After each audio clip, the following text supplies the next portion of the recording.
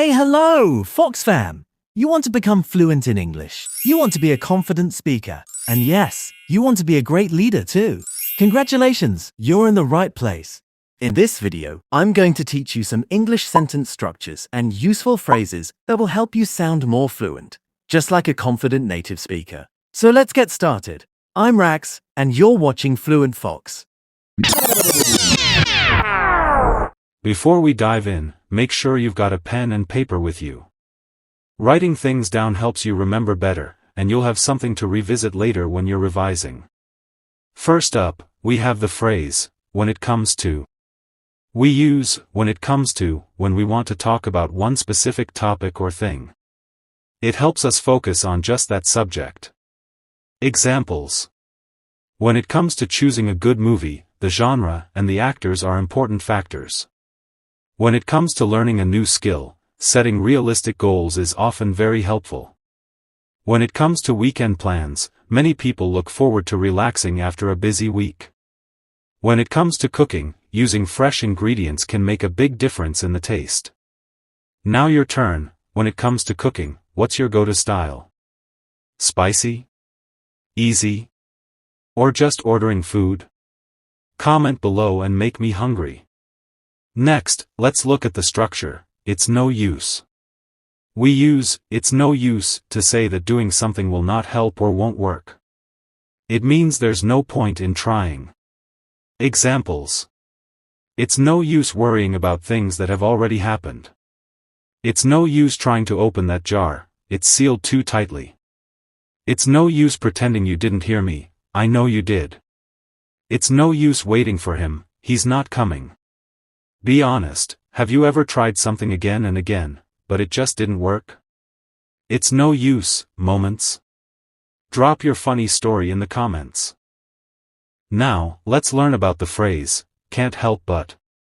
We use can't help but when we want to say that we can't stop ourselves from doing something. It happens naturally or without control. Examples. I can't help but feel happy when the sun is shining. She can't help but glance at her phone when it buzzes. We can't help but feel sympathy for those who are going through a difficult time.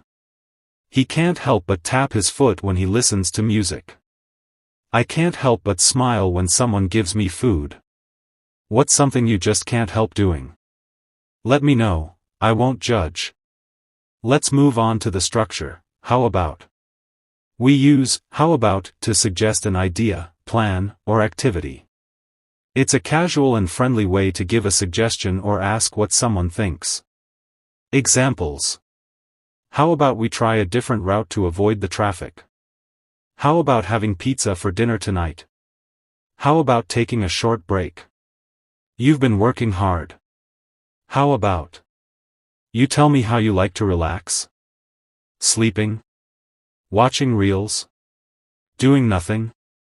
Drop it in the comments. We all need ideas. Next, we have the phrase, don't feel up to. We say, don't feel up to, when we don't feel strong enough or ready to do something. This can be because we're tired, sick, or just not in the mood. Examples. I don't feel up to going for a run today, my legs are sore. She doesn't feel up to dealing with any more problems right now. He doesn't feel up to attending a crowded event. They don't feel up to having a long conversation, they're feeling tired. Ever planned something, then suddenly felt like, ugh, not today? Yeah, same.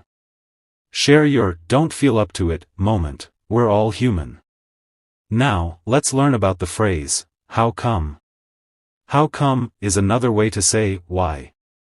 It's used when you want to ask for a reason, but in a more relaxed or friendly way. Examples.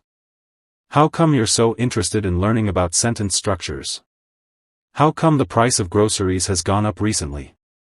How come you're wearing a sweater? It's quite warm today.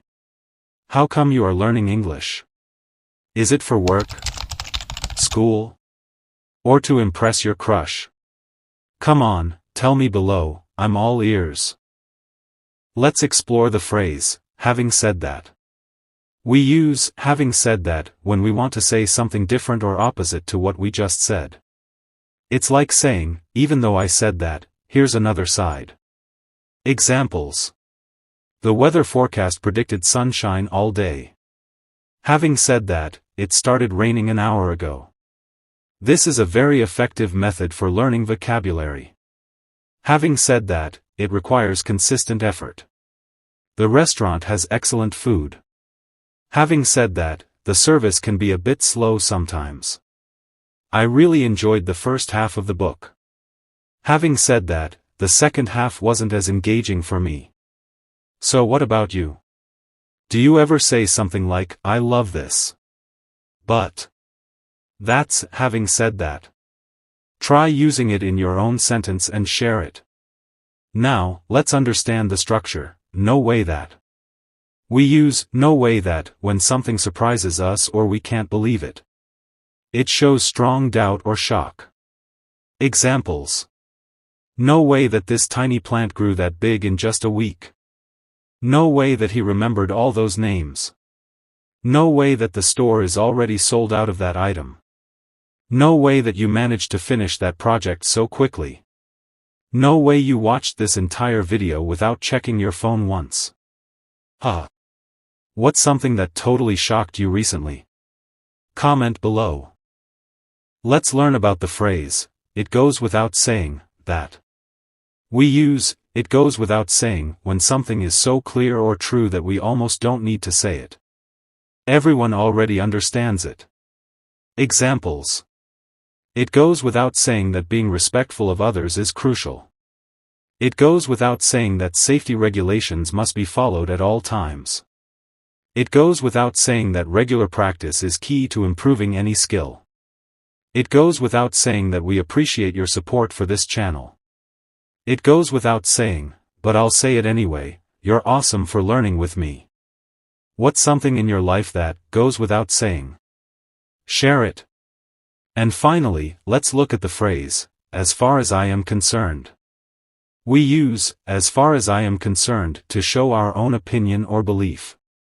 It means, in my view or, what I think is. Examples. As far as I am concerned, a good night's sleep is essential for productivity. As far as I am concerned, autumn has the most beautiful colors. As far as I am concerned, learning English should be fun, not scary. Do you agree? Or what's your opinion? I really want to know. And that's it for today's video. Keep in touch with me, I promise, I'll help you become fluent in English. If you found this helpful, don't forget to like, comment your thoughts, and subscribe to Fluent Fox for more content that helps you grow. Hit that notification bell so you never miss a chance to level up your English. Remember, every expert was once a beginner. Keep going, you're doing great. See you in the next one.